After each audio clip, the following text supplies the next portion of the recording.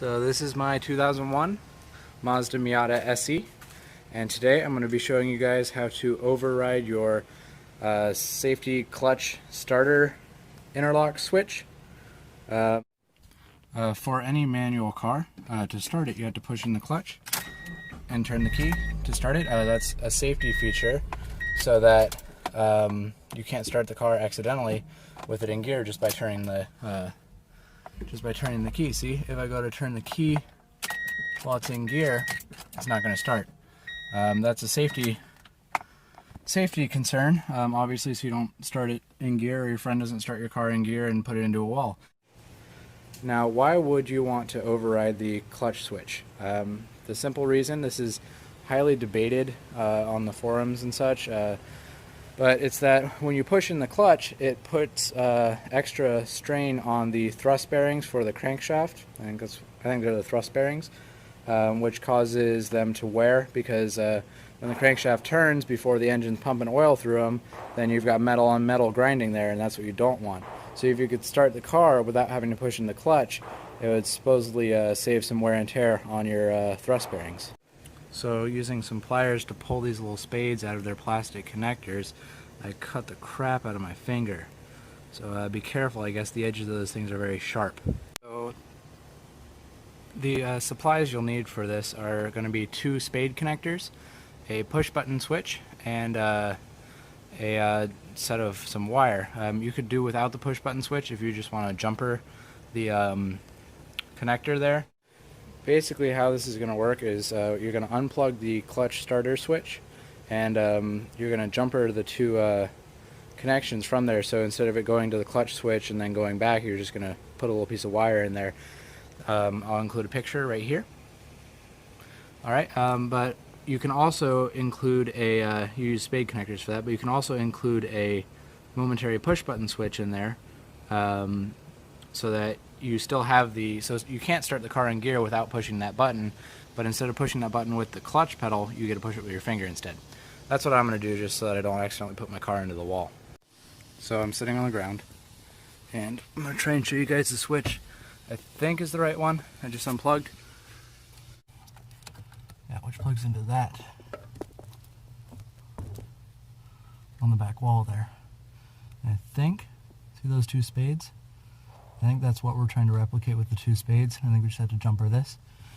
So if I'm right, we should not be able to start the car even with the clutch pushed in right now. Alright, so the clutch is pushed in and it will not start. So that's the exact opposite of what we want, which means that's the right one. So now we just have to jumper that. Well, apparently I just cut open my thumb as well. Can't see that, but there are lots of sharp things. What the fuck, Mazda? So I got this all wired up. You got your spades on each end and your momentary push switch, all nice and insulated.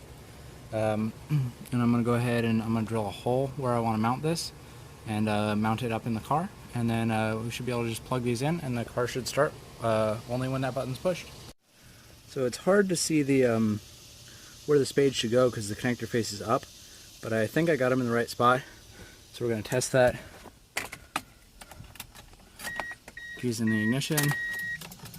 It won't start with that. How am I going to film this? There we go. So if I'm pushing the button with this hand, it should start. There we go. Perfect. It worked. Hell yeah. Okay. So it won't start without this button being pushed. Now we just need to mount it. And there is a spot, comes all the way up to there. Wherever if I've got long enough wires, I'll just drill a little hole, mount that switch there, and then just when I go to start, I'll just, instead of pushing the clutch, I have to push that. And then we can start it without the clutch being pushed in and hopefully save our throwout bearings. So I have marked my hole where I'm going to drill it. This is running up through here. It's going to stick right through that, and then I'll be within easy reach to push. And there we go. Simple, easy, done.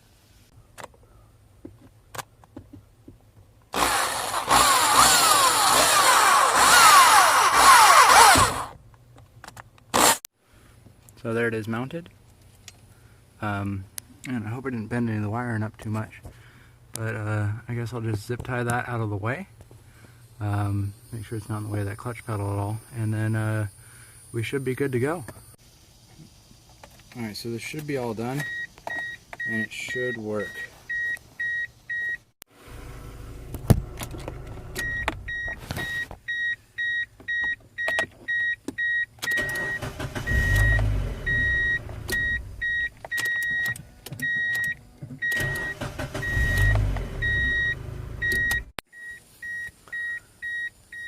So once you got your little thing back in place, there you go. And that also works as kind of like a, I guess a like safety switch. So somebody who doesn't know that's there won't know that they have to push that to start the car. So I guess it's another anti-theft device.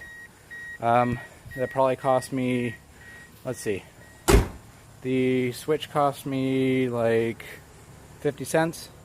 I had the wire, but if you had to buy that, it'd probably be like $1. The spade connectors are probably like $1 if you don't have them already. And then just drill a hole and some electrical tape or heat shrink tubing.